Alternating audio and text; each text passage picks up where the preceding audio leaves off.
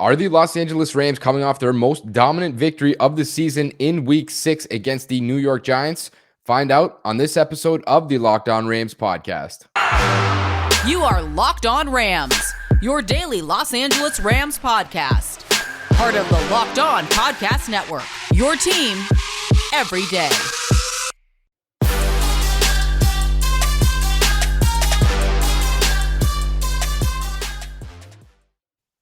Rams Nation, what is going on? As always, it is your boy, your host, Sosa Kremenjas. I'm a fantasy analyst at PFF and your host here at the Locked On Rams podcast, your number one daily podcast covering the Los Angeles Rams and part of the Locked On Podcast Network. Welcome to another episode here at the Locked On Rams pod. This is your first of the week and, of course, a post-game victory edition of this podcast. We're back in the good graces, another win after that Thursday night game. It was a bit of an extended week off, I guess you could call it, a mini bye week, 10 days off for the Rams, and they bounced back in a big way. Of course, they played the New York Giants, and they beat them 38-11, improving their record to 5-1 on the season. We're going to dive into everything about this game, the good, the bad, the ugly, all of the in-depth stuff here from this performance in case you guys watched it, or if you didn't watch it and you just have no idea what happened in this game. The Rams really dominated this game. I mean, it still kind of felt like they weren't really at their best, and they still haven't really reached that peak that I think we all sort of expect them to. But at the same time, they won this game 38-11. The last 7 or 8 minutes of the fourth quarter was John Wolford out there at the quarterback spot, and backups pretty much everywhere. Jacob Harris was out there, Tutu Atwell, the entire defense basically, outside of a handful of guys, maybe like Jordan Fuller. So anytime you're getting 7, 8, 9 minutes worth of playing time with backups, you're probably doing something right. And not only that, but the Rams nearly put up a 40-burger. They probably could have had they had kept their starters out there the entire game. And the Giants scored 7 of their points. The only touchdown that they scored, actually 8 of their points, in garbage time. So really the score should have been 38-3. That's kind of the way I look at it. So really just a dominating performance. Obviously what started at the good portion of this episode here in this game, Matthew Stafford. I mean, you're talking about a guy with 4 passing touchdowns on the day. He had an interception, which was entirely Cooper Kupp's fault. It was right before halftime. Cooper Kupp was actually open, and Stafford would have hit him for like a 25 to 30-yard gain, and somehow it just bounced off both his hands, got picked off by Xavier McKinney of the Giants. So, yeah, that's going to go down as an interception for Stafford, which is unfortunate. But, I mean, the guy went 22 of 28, only 6 incompletions on the day, 251 yards, not that much was asked of him. And of course, we talked about the 4 touchdowns. Crazy performance from him. He had a lot of nice passes. There was the one earlier in the contest, I want to say it was in the second quarter, to Cooper Kupp down the right sideline. It was like a corner route or something like that, in between 2 or 3 defenders, just a dime. You'd look at the other one, the touchdown to Darrell Henderson up the left sideline, where Darrell Henderson runs a sluggo route. And I mean, he couldn't put it on him any better. And it was a long touchdown. So a very good performance by Stafford. Still felt a little bit shaky at the beginning. Probably should have thrown maybe 1 or 2 actual interceptions early in the contest, but you know, you got some good luck. You got bailed out there. So all in all, a good performance. And I think it's another good step for him to try and get to some of those individual awards this season, maybe like the MVP, Offensive Player of the Year, something like that. I'm not sure that he really cares about that stuff. Probably not. Most players say they don't, but at the end of the day, it's always cool to get recognized for that kind of stuff. Now, some of the other good stuff you look at, of course, Darrell Henderson, I talked about it, 21 carries in this game, 78 rushing yards and a touchdown, a great performance from him. Sony Michel, 9 carries of his own, 42 yards. He averaged 4.7 yards a pop. He was very productive as well.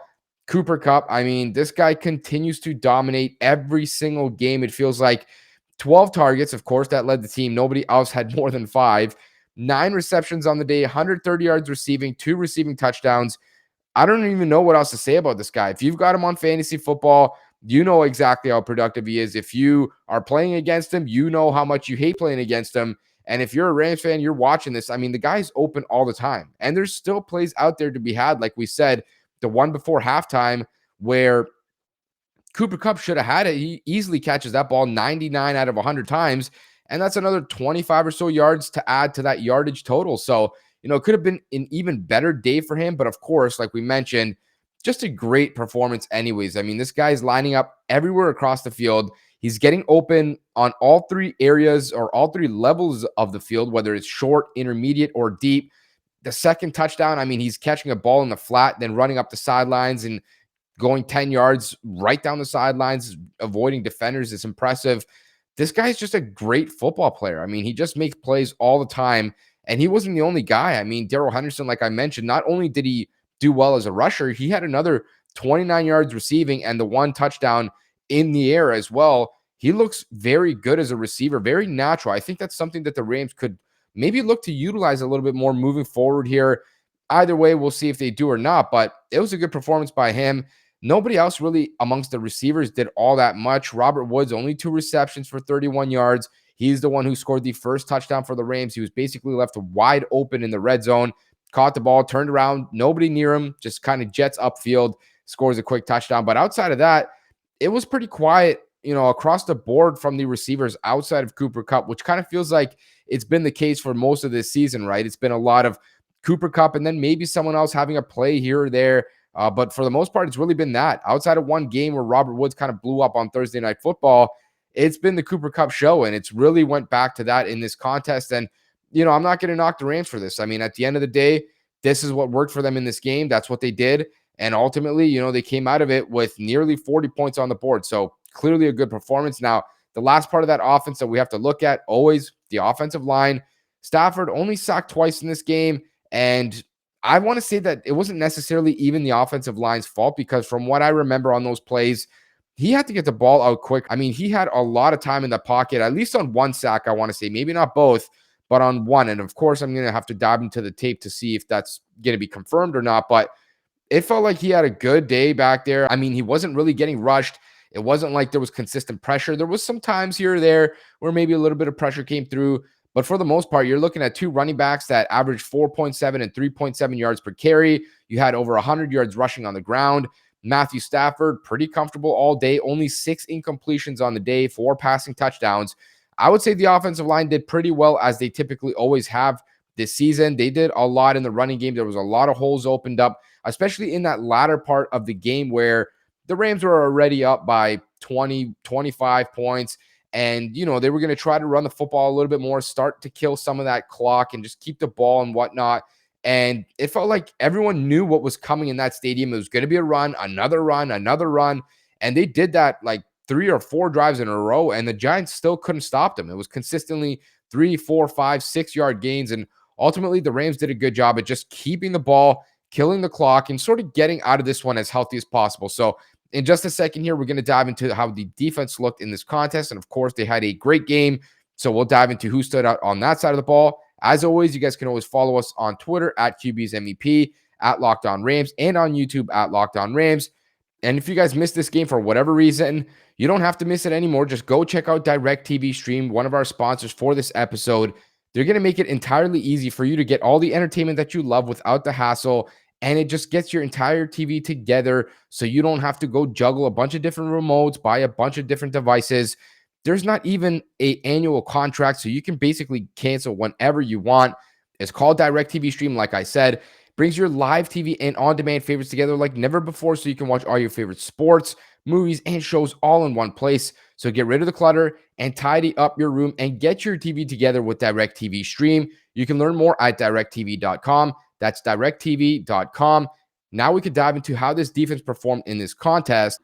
And as I mentioned, they did pretty damn good. I mean, anytime you can get out of this game and basically only allow 3 points, that's the way I'm going to look at this. I'm not going to even care about the score line where it says 11. Garbage time points, they don't mean anything to anybody. They had a great game. I mean, Daniel Jones only had 242 yards passing, and probably 150 of those came in garbage time. Averaged 4.7 yards per attempt. That is just horrendous. 0 touchdowns on the day, 3 interceptions. He was sacked 4 times.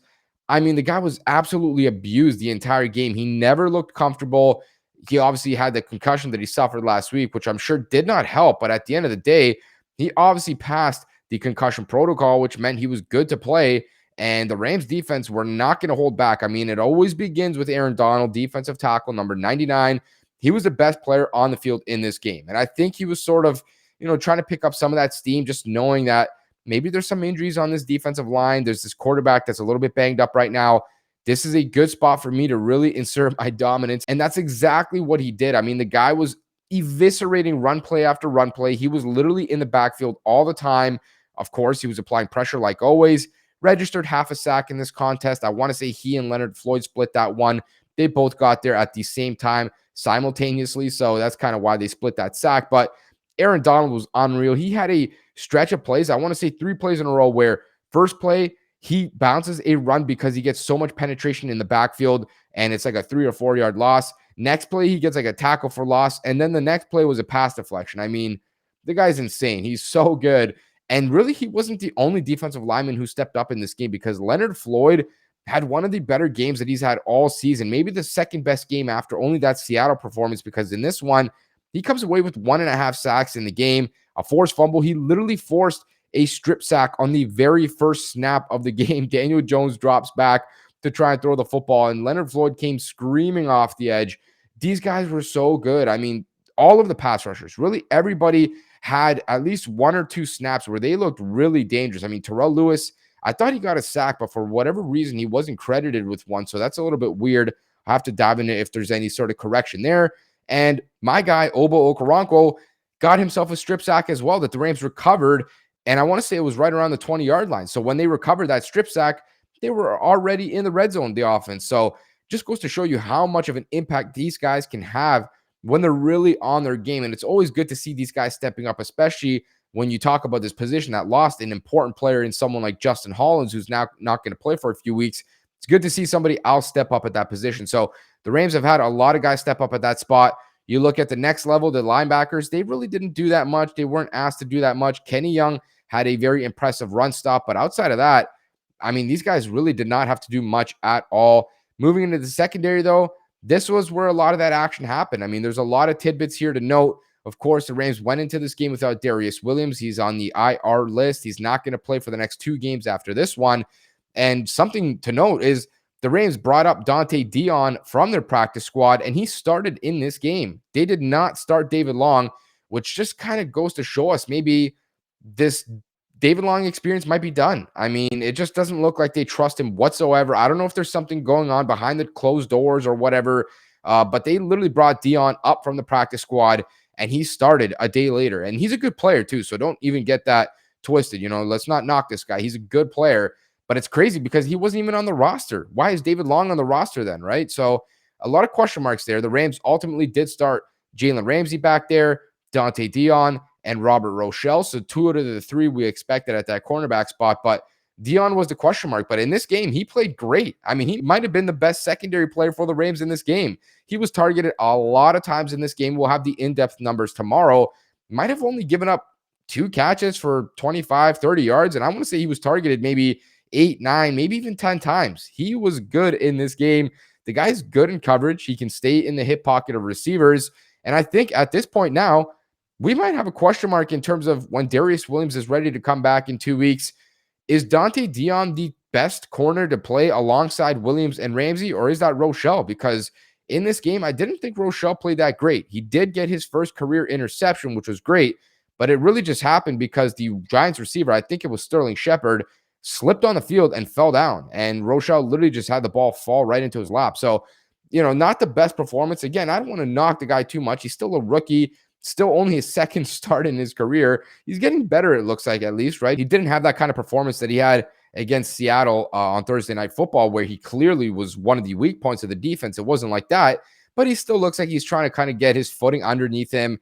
And it kind of seems like he loses a lot of that technique as soon as the ball is in the air and he has to go play that ball, which is weird because this is a guy who used to play receiver in college, at least at the early point in his career, and was noted, especially for myself too, coming out of college as a guy who was great at playing the football and attacking the football when in the air. So kind of hasn't translated just yet. We'll see if it does at some point.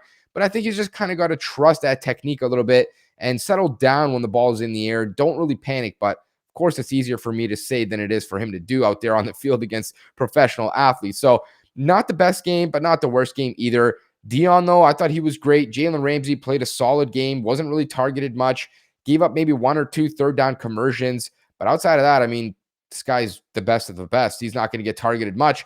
And then the safety rotation. I want to look at the snap counts because I don't have them on hand. I'll have them for tomorrow's episode. But Terrell Burgess finally found his way onto the field. And it wasn't a hugely extensive stint out there. I want to say maybe 5 to 10 snaps, something like that. But it was good to just finally see him out there. Obviously, he didn't get much action, so it wasn't like he was going to have a huge impact on this contest, but it was just great to finally see him out there. Maybe this can, symbolize something moving forward, but the one guy that a lot of us wanted the Rams to replace and put Terrell Burgess out there for was Taylor Rapp. And after this game, I don't think Taylor Rapp's going anywhere because this guy was the best player on the defense this game. He had 2 interceptions, one of which, again, put the Rams in the red zone right away on the offensive side of the ball. He had 3 pass deflections. I want to say that last pass deflection probably should have been an interception itself. The dude was great. I mean, he was so active in zone coverage. He knew exactly where to go in terms of spot dropping in his zones. And he was reading Daniel Jones's eyes like it was absolutely nothing. I mean, it was a piece of cake to this guy. That's why he came away with 2 interceptions in this contest. I mean, it was just a great performance by him. And he didn't just catch those balls and, get tackled right away. He had 31 interception yards, which, is not the biggest deal at the end of the day. But when you think about it, an interception, a turnover, that's great. But then getting a turnover and also getting your offense 31 yards worth of field positioning, that's important. And that's exactly why the Rams got the ball twice from their defense right in the red zone area. I mean, it made it a lot simpler, which is why, when you look at the yardage statistics, you might be thinking the Rams didn't have that many yards. How the heck did they put up nearly 40 points? Well, it's because the defense gave them 2 opportunities where they only had to get a total of 40 yards to score 2 total touchdowns. And they took great advantage of that. So you can't really knock it. I think they played really complete football in this game. Of course, there's still areas to improve, and we'll dive into maybe where some of that can happen in tomorrow's episode. So make sure to tune back into that. But before we get there, I want to tell you guys, as always, you can dive into the betting game. Join me, join Brad, join everyone else who's making a little bit of money, making these games a little bit more exciting on betonline.ag. They're your number one spot for all your pro and college football action this season. You can get all your latest updated odds, props, and contests, including the $500,000 mega contest and the $200,000 survivor contest, which are both open now. All you have to do is just head over to their website or use your mobile device to sign up today and receive your 100% welcome bonus on your first deposit. BetOnline is the fastest and easiest way to bet on all your favorite sports, from football to basketball to boxing, all the way to horse racing. Don't wait and take advantage right now while all the great offers are still available for the 2021 season. BetOnline, your online sportsbook experts. And you guys have heard me talk about the Built Bar here many, many times, and I'm going to continue to do so because they're one of our sponsors for today's episode. They are the best protein bar on the market. I've tried every other protein bar, like I've told you guys many times. Some are chalky, some are expensive, some don't even have barely any protein in them, and some just don't taste good. And the Built Bar has absolutely none of these issues. I mean, they're low in calories, they're low in sugar, they're high in fiber, they have 19 grams of protein per bar. They have a bunch of different flavors, so you can pick whatever you like and mix and match. Not only that, you can even use these if you are on the keto diet. You even get a free cooler with your purchase while the supplies last. All you have to do, just go to BuiltBar.com and use the promo code LOCK15, and you'll get 15% off your next order. Use promo code LOCK15 for 15% off at BuiltBar.com. And as always, thank you guys so much for always making us your first daily listen here at the Locked On Rams podcast. For your second daily listen, go check out the Peacock and Williamson podcast. These guys are going to break down every major NFL news story every single day in under 30 minutes, entirely free wherever you get your podcasts.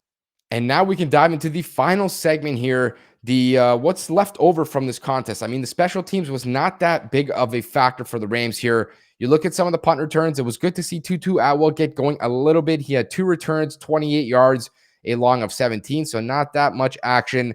The kick return game, basically nothing to note there. The punting was a little bit better. I felt like Johnny Hekker really started to feel like his regular self here. And I think he might be from that New Jersey-ish area, somewhere around there. So if that's the case, then, he probably feels a little bit at home, which is maybe why he performed better. But 4 punts, 160 yards, an average of 40 yards per punt, 4 of which landed inside the 20 and a long of 52. So, of course, not the worst day for him. Kicking, Matt Gay, 100% across the board, 1 of 1 on his field goal attempts, 5 of 5 on his extra point attempts. And that does it for these special teams, really. They didn't give up any huge returns other than one, I want to say, towards the end of the game, which, again, garbage time. We're not too concerned about that.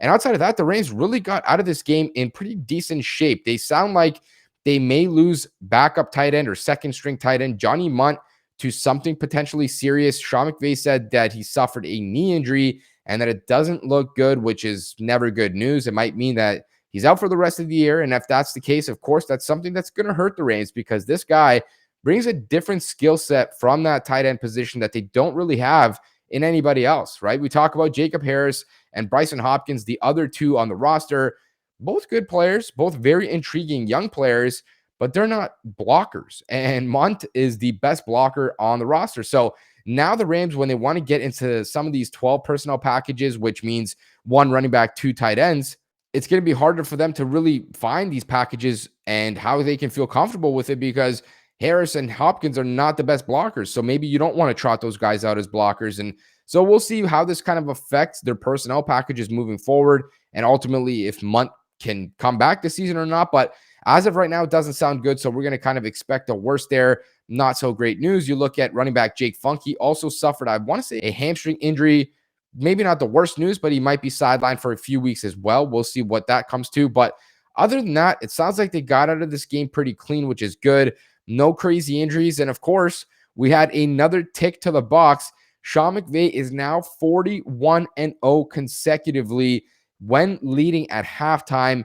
And that sounds like it's just another win, and it sort of is. But the reason it's kind of significant now is because he is only one win away from Bill Belichick, who holds the record at 42-0 when leading at halftime. Of course, we're talking consecutive wins. So Sean McVay, if everything goes as planned, and it probably should, I mean, we're talking about the Rams getting the Detroit Lions, the Houston Texans, some of these other teams like that, the Tennessee Titans coming up.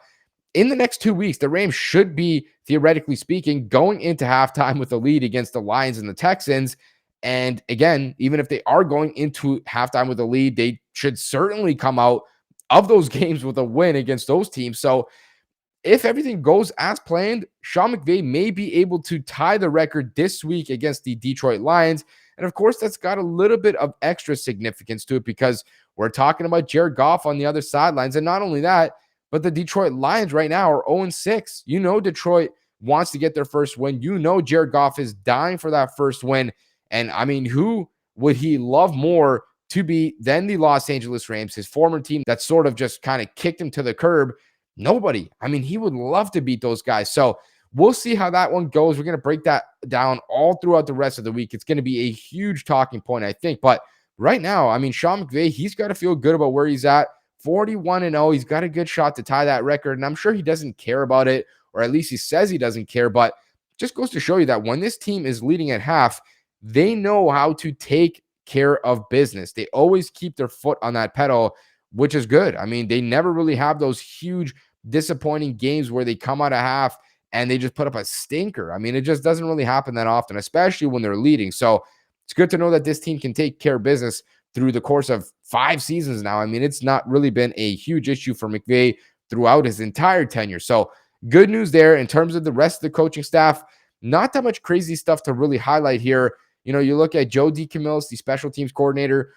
We got a Bones Fossil throwback play where Johnny Hekker threw a pass on a fake punt to Ben Skoranek, and I want to say it was like a 4th and 11, and he converted it. But for whatever reason, the referee said it was like some sort of taunting penalty or something, an unsportsmanlike conduct penalty, both one on the Rams and one on the Giants. They did not tell us which players. They did not show us on the camera who was responsible for these penalties. And so we have no clue if there was actually a penalty on the field or not, but it did not look like there was. And so obviously that kind of took that punt off the board for the Rams, and then they had to replay that 4th down, and they ultimately did punt. But it was dope to see a John Fossil throwback. I mean, we haven't seen a fake punt in what feels like forever, and one that worked. I mean, it actually worked. It sucked that it didn't count, but at the end of the day, it was cool to see. And Joe DeCamillis, I think, continues to do a pretty good job on special teams. Defensive coordinator Raheem Morris, I think this one was a great performance. I mean, the first drive looked shaky. I mean, the Giants offense had a lot of success against the Rams. They drove right down the field. The defense really did not do anything to stop them. And ultimately, you know, they did kind of tighten up there in the red zone, or in the closer area to the red zone. And the Giants had to settle for 3. But outside of that, they didn't score a point, I want to say, until maybe like 5 minutes left in the 4th quarter. So the Rams, they scored 4 touchdowns in the 2nd quarter. The Giants were held to 3 points all the way up until garbage time, essentially. So that one, great performance from Raheem Morris and his guys. I don't think you can really complain too much. Of course, there's always areas you want to tighten up and kind of, nitpick and say, he didn't do great on this rep. He didn't do great on that play. Why is he doing this here? But at the end of the day, I mean, they did a great job against an offense that put up like 20, 25 points against the Dallas Cowboys last week. But at the end of the day, I just don't think it's that fair of a barometer. The Giants, I mean, we're talking about a team here that is banged up to the nines here. They did not have Kenny Golladay in this game. They lost Kadarius Toney after the first two drives, and he looked like he was going to have a big contest in this one. They didn't have Saquon Barkley. They didn't have Darius Slayton. A lot of injuries. So the Rams were expected to take care of business in this game. They were expected to absolutely blast this team, and that's exactly what they did. We're not looking at teams right now that anyone is going to be thinking about in 3 or 4 months' time when it's January, February playoff time. No one's going to say the Rams beat the Lions, the Rams beat the Giants, the Rams beat the Texans, and this is why they're here. No, these are just simply the games that the Rams are favored in. The teams that are just simply not as good as the Rams, they should take care of business here. And so far, they've started it well. The Rams are improved to 5-1 on the season now. Of course, the Arizona Cardinals remain undefeated at 6-0, so the Rams still have a little bit of a ways to go to try and catch those guys, but we'll see how it's going to shake out because this NFC West is looking like it's going to be a crazy battle all the way to the end. For more on this game, make sure to tune back in here tomorrow at the Locked On Rams podcast. We're going to break down this performance in depth with all the PFF numbers like we always do. And throughout the rest of the week, make sure to continue to make us your first daily listen. We're going to get you guys ready for the Jared Goff homecoming contest as well. As always, you guys can follow us on Twitter at QB's MEP and at Locked On Rams and on YouTube at Locked On Rams. Please subscribe or follow to get our latest episodes, content, breaking news, and a whole lot more.